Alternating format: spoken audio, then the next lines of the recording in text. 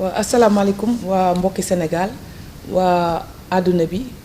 man docteur Fatou Diouf ministre des pêches des infrastructures maritimes et portuaires maa am mbégte lool di jàkkaarloog yéen tey di waxtaan ak yéen ci activité sama département bi ci occasion wu premier anniversaire d'accession au pouvoir de son excellence monsieur le président de la république Bassirou Diomaye Diakhar Faye. Mais bala may commencer damay sant di gërëm son excellence ci choix bi mu porté ci man ak confiance bi mu am ci man ba tabb ma ba teg ma ci porte département bi nga xam ne vraiment c'est un département très stratégique kon ma ko ciy sant di ko ci gërëm di remercier tamit monsieur le premier ministre moom mi nga xam ne moo proposé ba ñu mën ma nommer léegi premier anniversaire de l'accession de son excellence donc dinañ am mbégte di partager ak yéen certains événements ak certaines réalisations clés yoo xam ne suñu département def nañ ko. Concernant le bilan man mën naa ne bi ñu fi ñëwee li ñu njëkk a def mooy dem gis acteurs yi toog waxtaan ak ñoom ainsi boo xoolee visiter nañ quai de pêche yu bëree bëri visiter site de transformation yi visiter des infrastructures de pêche aussi bien à Dakar que dans la région de Thiès c'est-à-dire Joal Pointe Sarène Mbour. bi ñu fa jógee aussi tamit ñu dem Ndar Saint-Louis ba demaale ba gis brèche bi dem Langue de Barbarie dem fépp maanaam ci Ndar. bi ñu jógee Ndar tamit vraiment ñu dem région de Fatick dem foofu dem Jifeer jóge fa aussi jaar Mbodiène mu dese ñu aussi tamit ñu ngi préparer dem dans le sud préparer aussi dem dans le centre loolu yépp parce que bala ñoo toog rek dañoo dajal dem fu nekk ñu nemmeeku la xam yan problème ñoo fa am yan jafe-jafe ñoo fa am xool nuñ koy saafara ngir saafara jafe-jafe acteurs yi moo tax bi may doog a ñëw rek ci département bi ñu commencé woon ma signaler ay mouvement d'humeur yu jóge ci marins yi mooy ñi nga xam ne ñoom la ñu tuddee les gens de mer seen problème mooy dañu bëggoon am convention collective de travail ndax boo xoolee ñoom li ñu leen daan fay moo gën a néew li ñu daan fay seen collègue yi nga xam ne ñu ngi nekk ci bateau de commerce yi ak bateau de pêche. Sur cette base ci laa joxe instruction au directeur général de l'agence nationale des affaires maritimes mu organise ay concertation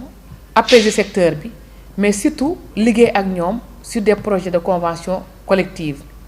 bu offshore mais également boo xam ne aussi dafa mettre à niveau la convention collective pêche bi nga xam ne bi ñu ko jëlee dafa yàggoon ba nga xam ne chiffres yi ma amoon c'était dépassé et ci base boobu ci leen organiser benn atelier de validation de ces deux conventions collectives ma présider ko fële à Saly et boo xam ne l'ensemble des acteurs étaient présents et également ci jour boobu ci lañ signé ces conventions là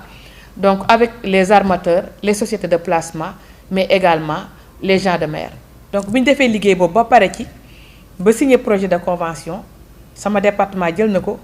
jébbal ko au ministre du travail moom actuellement donc moo nekk ci dossier bi di ko finaliser pour une meilleure prise en charge des préoccupations des gens de mer donc du secteur. boo xoolee tamit bërki démb rek. Monsieur le Premier ministre mi ngi def lancement pour les coopératives solidaires defee ko fii à Mbour fekk na loolu tamit sama département question boobu intéressé na ko depuis bi ñu ñëwee vraiment direction des pêches mu ngi ciy liggéey bu am solo ñu ngi réunir acteurs yi réunir aussi l'administration réunir les partenaires techniques et financiers ñu xool ensemble nan la ñuy encadrer les pêcheurs ba ñu dem ba ñoom tamit am seen ay coopératives am une reconnaissance juridique mën a leb mën a am seen activité état mën leen encadrer mën leen jàppale. donc boo xoolee de manière ramassée peut-être loolu moom mooy le bilan immatériel. à côté tamit am na ay réalisations yu importantes yoo xam ne def nañ ko ci secteur bi mais am na lu ñu fi def loo xam ne vraiment source de satisfaction la pour ñun bu ñu xoolee le complexe frigorifique de Hann d'une valeur de 3 milliards donc ce complexe tey pare na mooy li président di wax dernier conseil des ministres bi.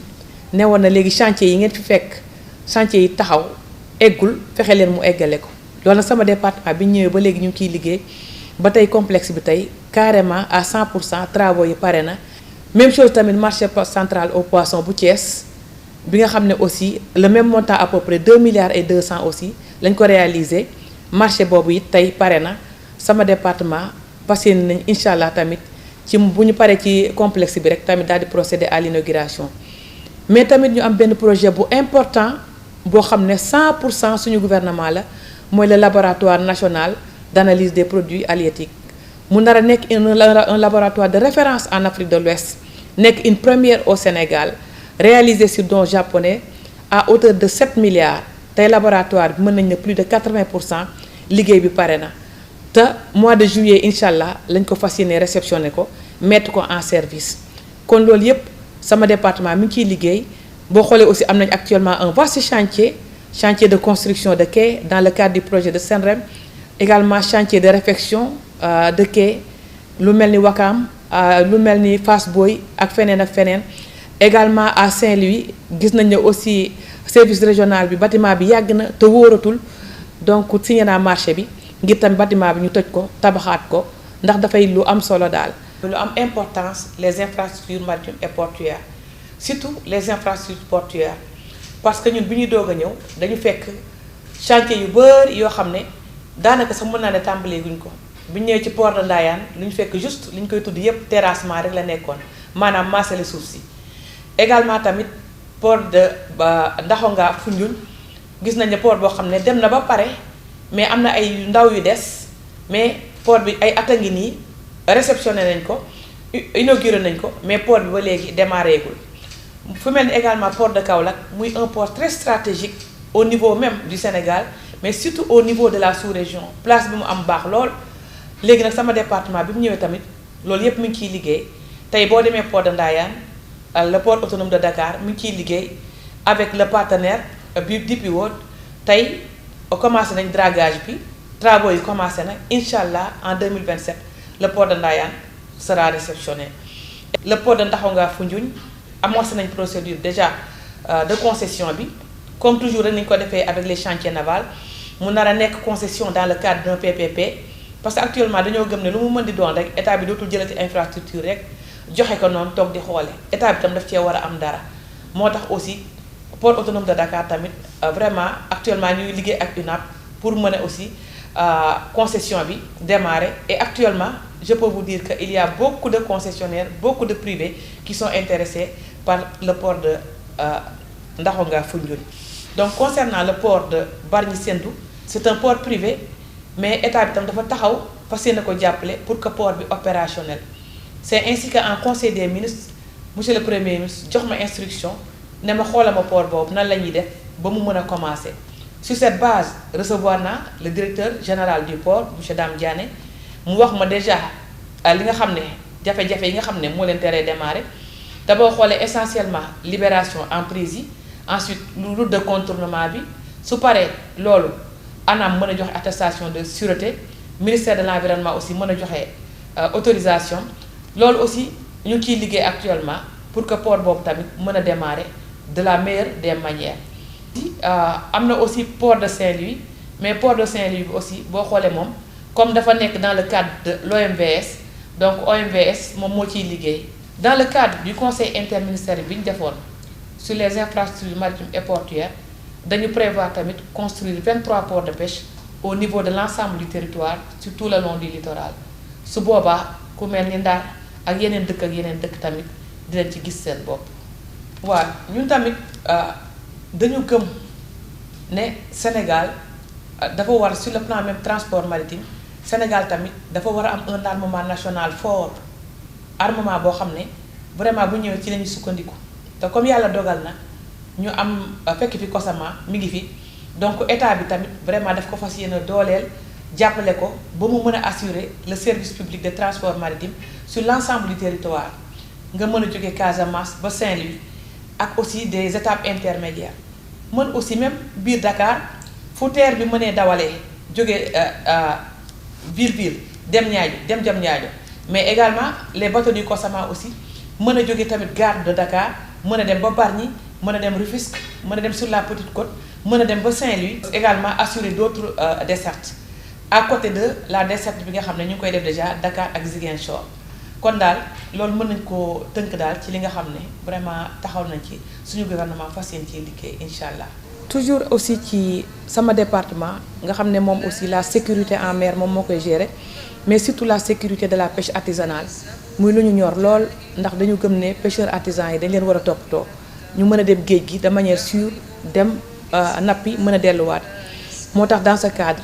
ñun suñu gouvernement bi mu ñëwee dañu instaurer sur instruction de son excellence monsieur le président de la république dañoo instaurer la gratuité des gilets ñun gilet jaayatuñ ko bi ñu fi ñëwee ba léegi gilet yi dañ koy maye te actuellement pour li nekk pour l'année 2024 période bi ñu fi fekk maye nañ lu tolloo ci plus de 36 000 gilets yoo xam ne séddale nañ ko ci biir Sénégal bi ba ñuy dem ci gàmmu Ñaseen bi ak aussi partout un peu partout au Sénégal c'est la gratuité des gilets. toujours rek ngir saafara jafe-jafe acteur de la pêche yi dem nañ fi Thiaroye bi ñu eggee aussi ci quai ba ñu fekk fa benn épave navire boo xam ne yàgg na fa lool sonal acteurs yi lool créer beaucoup d'accidents surtout quand la marée est haute ba ndox mi ñëw couvrir ko pirogue yi di ñëw daan ci dal muy créer problème yu rëy problème boobu nag ñoom muy jafe-jafe boo xam ne ñoom dañ ko am depuis 2021 ñun bi ñu ñëwee donc 2024 dem Thiaroye nemmeeku ju leen loolu la ñu njëkk a wax ngir jafe boo xam ne da leen a ñor sama département nag wax dëgg yàlla taxaw ci taxaw bu rafet à travers l'agence nationale des affaires maritimes tey boo eggee Thiaroye def nañ liggéey ba ca war lépp ba épave boobu tey jëlee nañ ko fa léegi pêcheurs yi ñu ngi mën def seen activité en toute sécurité. dañu xam ne sécurité dafa am importance mais également suivi contrôle surveillance des pêches dafa am importance te suivi contrôle surveillance pêche boobu dañu xalaat ne communautés locales yi dañ cee war a participer moo tax dañoo jël un don boo xam ne de 94 pirogues en fibre de verre dañ ko recevoir bien sûr sur don japonais loolu mooy wane liggéey bu rafet bi nga xam ne ñu ngi koy liggéey ak Japon léegi nag pirogues yooyu en fibre de verre vraiment mettre nañ ko à la disposition des CLPA jox ko aussi les services déconcentrés mais aussi jàppale ñi nga xam ne aussi dañu enclavé ñu mën a utiliser dans le cadre du transport maritime am na ay dëkk yoo xam ne ñu ngi Casamance jox leen ay pirogues en fibre de verre également ñu ngi prévoir aussi l'île de Kharé bi nekk Dagana tamit ñu jox ko pirogue en fibre de verre mais surtout ñi nga xam ne dañu impacté par la crue au niveau de Matam Podor ak Tamba ñooñ tamit doté nañ leen en pirogue en fibre de verre pour faciliter seen déplacement parce que ñun sécurité daf ñu ñor aussi bien des acteurs des pêcheurs mais également sécurité des passagers. waaw boo xoolee tamit ñun tout ce qui est exploitation gestion des fonds marins ñun lañ ko confier mais nag ba léegi aussi département bi liggéey bi mu ci war a liggéey des na ñun ne dañ ko bëgg vraiment dooleel fonds marin ba nga xam ne lu ñuy def ci géej gi nga xam ne dafa war a dem ci suuf ñu war cee am suñu kàddu war cee wax suñu expertise aussi ñu mën ko mettre à la disposition n'est-ce pas du Sénégal ci côté boobu tam vraiment ñu ciy liggéey bu bari mais tamit actuellement boo xoolee aussi ñu ngi nettoyer les plages mais surtout di nettoyer les fonds marins ndax géej aussi comme boo xoolee rek être vivant la comme ñëpp donc dafa bëgg aussi di noyyi te pour mu noyyi tamit il faut muy set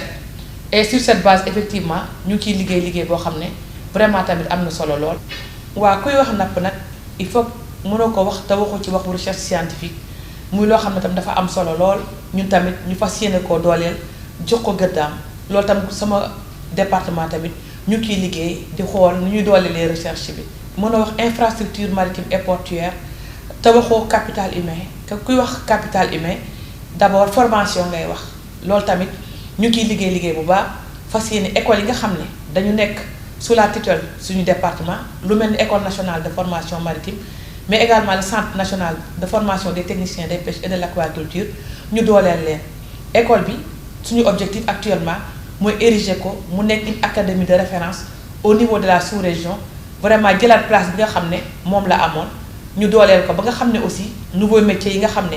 actuellement mi ngi am ci géej gi comme pétrole ak gaz ak yeneen ñu mën a former personnel navigant ñu xarañ ñoo xam ne vraiment tamit dinañ mën a capter opportunité yooyu vraiment au niveau du Sénégal. waaw ndax ñun suñu gouvernement tamit dañu gëm ne askan wi moo ñu fi teg kon lu ñuy liggéey rek dañ leen ko war a wax ci lu leer dañu jël transparence def ko mu nekk suñu baromètre ci sens boobu moo tax ñun bi ñu ñëwee rek acte bi ñu njëkk a def mooy li nga xam ne sénégalais yi dañ ko yàgg a xaar daañu ko yàgg a laaj surtout acteurs yi nga xam ne dañoo nekk ci secteur bi bëggoon a xam ñaata bateau ñooy dugg ci géej gi di dem ak di ñëw moo tax bi ñu njëkkee ñëw rek li ñu njëkk a def mooy jël liste des navires autorisés à pêcher daal koy publier liste boobu nag ñu leen jox évolué gul mooy même liste bi am jusqu'à présent ndax ñun bi ñu ñëwee ba léegi amul licence bu bees mais incha allah saa yu évoluer tamit dañ ko publier waat Sénégal yëpp gis ko ndax dañoo gëm ne lu ñuy liggéey di ko def rek di ko def ci njëriñu askan wi dañ ko war a partager ak ñoom rendre leen compte ñoom ñu xam ko. sama département am na liggéey bu am solo aussi bi mu liggéey ci les chantiers navals ndax bi ñu ñëwee ak léegi dañoo fekk concession bi jeex concession si boo xam ne ëpp na 25 ans mais boo xam ne tamit vraiment baaxul ci Sénégal mais ñun bi ñu ñëwaatee dañ ko reprendre actuellement lancé nañ la procédure d'appel d'offres pour la préqualification te boo xoolee aussi ñu def ko appel d'offres boo xam ne on va le faire la concession ci cadre PPP c'est-à-dire partenariat public privé léegi état bi daf ci am wàll concessionnaire bi am ci wàll ñu gis ne également parce que yéene nag négociation boo xam ne vraiment bis bu sottee incha allah dañu gis ne aussi njariñu Sénégal rek moom moo ci nekk. biñ fi ñëwee tamit dañu gëm ne accord de pêche yi comme ni ñu ko promettre woon ci suñu programme dañ ko war a xoolaat càmbaraat ko def de sorte que buñ ko dee continuer mu nekk loo xam dafay nekk njëriñu Sénégal donc boo xoolee ci base boobu ci lañ arrêté l'accord qu'on a fait avec l'Union européenne et actuellement ñu ngi évaluer accord bi comme ni ma ko waxee woon am une évaluation exhaustive boo xam ne vraiment dinañu aider à la prise de décision. gestion des corridors muy lu am solo ndax marchandise du rek ci port lay yam bu ñëwee ci port dafa war a jóge ci port jaar ci ay yoon ba egg fa mu jëm mën na nekk biir Sénégal comme mën na nekk biti Sénégal loolu tamit sama département di ci liggéey bu am solo ndax boo xoolee gouvernement bi dañu tànn département bi confié que muy gérer les corridors à travers le conseil sénégalais des chargeurs tey COSEC mu ngi ciy liggéey bu mucc ayib ngir marchandise bu génnee port mën a jaar ci ay yoon yu baax mën a am ay aires de repos ba mën a egg ci borom ci dans les meilleures conditions possibles kon loolu tamit ñu ngi ciy liggéey bu mucc ayib. concernant conservation des produits halieutiques yi ndax tamit napp baax na mais di ko denc ngir bu jën ñàkkee nga mën koo génne it dafa am solo moo tax ginnaaw complexe frigorifique Hann bi ñu wax noonu sama département tey am na des camions frigorifiques yoo xam ne plus de 50 à sa disposition yoo xam ne daf ko nar a mettre aussi jox ko acteurs yi mais également jox ko jeunes yi participer ainsi ci liggéey xëyum ndaw ñi. li tàmbali le rek vraiment am na chantier yu baree bari ubbi nañ ko commencé nañ ko mais ñun dañuy préférer bàyyi ba mu sotti rek bu sottee incha allah ñu dellu si ci waxtaan ci. waaw bi ñu ñëwee tamit sur instruction des hautes autorités son excellence monsieur le président de la république ak grâce aux orientations de monsieur le premier ministre sama département aussi tenir na le conseil interministériel sur les infrastructures maritimes et portuaires muy loo xam ne aussi day lu njëkk mais aussi muy permettre tamit ñu définir benn politique maritime boo xam ne ci la ñuy basé wu ngir mën a développer les ports mais également mën a développer toutes les infrastructures yi nga xam ne ça gravite autour du port y compris les corridors bi nga xam ne sànq évoqué woon nañ ko. dans le cadre du référentiel vision 2050 ñu war ko décliner de manière quinquennale c'est-à-dire wax réalisation yi ñuy def ci juróomi at yu nekk yoo xam ne daf ñuy jëmale ci vision 2050 boobu sama département liggéey na ci liggéey bu am solo à travers la lettre politique sectorielle bi nga xam ne dernièrement rek présenté nañ ko les acteurs mais nag li ci bees ci lettre de politique sectorielle boobu mooy ba fii département bi lettre bi mu daan def da ko daan yamale ci pêche ak aquaculture mais ñun bi ñu ñëwee dañoo gëm ne dañu war a am une approche dynamique lettre bi yamul rek ci pêche ak aquaculture waaye dañ ko yóbbu tamit ci infrastructure maritime et portuaire am yu bëri yuñ ci programmé yoo xam ne incha allah fas yéeneen ko réaliser ci juróomi at bi ngir développer secteur bi de manière générale. loolu aussi yamul rek ci au niveau interne également au niveau international ndax ñun xalaat nañ ne Sénégal aussi dañu war a liggéey ci rayonnement am parce que dëkk la boo xam ne sur le plan diplomatique ñëpp dañ ko respecté am cër bu ñu ko jox ñu watee jouer suñu partition. ainsi boo xoolee tamit sur le plan international participer nañ à des événements très importants comme lu mel ni par exemple récemment dem nañ Gambie participer à un grand séminaire international sur l'économie bleue recevoir nañ fii aussi la FAO également mu organiser benn atelier bu important sur la pêche continentale. si dem nañ Mauritanie dans le cadre des négociations pour les accords de pêche tamit parce que dañu gëm ne aussi suñu nappkat yi nekk Ndar dañ leen war a toppatoo wutal leen ay zone de pêche ginnaaw fi ñu daan nappee dafa wàññeeku ak GTA bi donc léegi dañuy ut ay alternatives moo tax li ñu njëkk a def bi ñu ñëwee rek mooy dem Ndar vraiment fexe ñu am ay licence de pêche te licence yooyu aussi di delluwaat nañ avec le premier ministre ba waa Mauritanie dig nañu ne dañ ko yokk donc ñu ciy liggéey ak ñoom. Concernant toujours le rayonnement de notre pays au niveau international dem na ci voyage aussi au Maroc participer à une invitation boo xam ne Comafat moo ko def dans le cadre de l'initiative Ceinture Bleue bañ fa demee aussi taxaw nañ fa war a taxawee wax fa position Sénégal ci question yi nga xam ne évoqué nañ ko yépp. Également aussi lu ñor suñu gouvernement la mooy trouver alternative à la rareté de la ressource ndax ku ne xam ne ne actuellement géej gi yàq nañ ko yàq boo xam ne ñu ngi ci nag di defar mais du nekk loo xam ne dañ koy commencer tey mu egg tey en attendant il faut mu am ay solutions alternatives ci la suñu gouvernement nag fas yéene nag dooleel bu baax a baax aquaculture et ci côté boobu tamit ñu ngi ciy liggéey bu baax liggéey bu mucc ayib déjà au niveau interne ci projet SENREM bi prévoir na beaucoup de fermes aquacoles yoo xam ne dañ ko war a def ci biir dëkk bi. bu ko defee aussi ñu fexe ba le privé les citoyens ñu intéressé wu ci activité bi administration bi encadré ñu fexe ba développer activité boobu. donc rencontre internationale boobu nga xam ne comité des pêches continentales et de l'aquaculture bu FAO nga xam ne suñu dëkk bi lañ ko organisé ginnaaw bi ñu laajee ba ñu accompagner leen ci loolu tamit wane na suñu gouvernement place bi nga xam ne daf ko war a jox pêche continentale mais également nar ko jox aquaculture. boo xoolee aussi pêche continentale ni aquaculture mel à place boobu lañ ko bëgg a jox maanaam mu nekk alternative boo xam ne surtout que moom dafa nekk zone yoo xam ne ñoo xam ne seen revenu bëriwul te ñooñu aussi ñu war leen jàppale ndax ni nga xam ne sénégalais yépp lañ soxlaa jën ñoom tamit noonu lañ ko soxlaa ñu fas yéene tamit vraiment au niveau des fleuves au niveau des rivières développer bu baax cette activité là mu nga xam ne principalement boo xoolee aussi pêche de subsistance la te loolu aussi direction pêche continentale mu ngi ciy liggéey bu baax et également aussi infrastructure yi nga xam ne dañ ko defoon aussi ci secteur pêche continentale boo xoolee tey yu bëree bëri tamit mooy li ma waxoon sànq dañ leen commencé te pare wuñu madame la directrice avant muy def dala dafa eggale infrastructure yooyu donc boo xoolee daal sama département tamit boobu tam mu ngi ciy liggéey bu rafet boo xam ne ñaan nañ yàlla bala moo sori bu yàgg incha allah ñu gis résultat yi. am nañ des partenariats au niveau international avec ay partenaires chinois yoo xam ne accueillir nañ leen fii également bi président demee aussi ci visitam en Chine jot nañoo waxtaan ak ñoom mais également surtout am nañ des partenaires yoo xam ne ñu ngi jóge Égypte ñu fas yéene cee liggéey ak ñoom ndax ku ne xam ne Égypte dëkk la boo xam ne référence la ci aquaculture man mi personnellement déplacé wu naa ànd ak samay collaborateurs.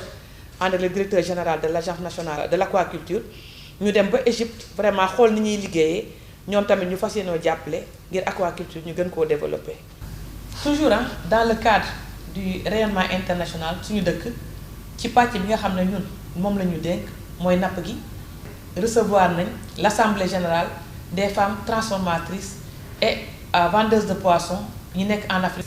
ñoom nag ñu taamu Sénégal lool ndax dañoo gis xarañte Sénégal. ak expertise bi mu am d'abord ci napp gi mais également ci organisation internationale moo tax tamit ñu tànn ko ñun tamit avec beaucoup de plaisir ñu accepté ko accompagner leen ñu def fi seen assemblée générale ba tey boo xoolee tabb nañ Diaba Diop mu nekk seen deuxième vice-présidente mi nga xam ne aussi moo doon représenter Sénégal.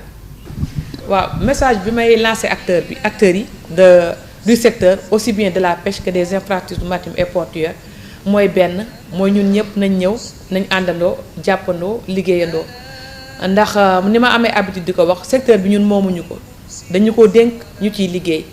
mais ginnaaw loolu ñun ñëpp ñun ñoo ko bokk kon su baaxee day baaxal ñëpp te gouvernement bi certes mi ngi liggéey mais aussi acteurs yi tamit dañ cee am seen wàll moo tax ñu xam ne ñun suñu tàllal nañ leen seen suñuy loxo su ko defee ñun ñëpp muy aussi bien les acteurs de la pêche que des infrastructures maritimes et portuaires vraiment ñun ñëpp ñu lëkkaloo liggéeyandoo secteur bi ngir mu jëm kanam ci intérêt supérieur du Sénégal intérêt de la nation.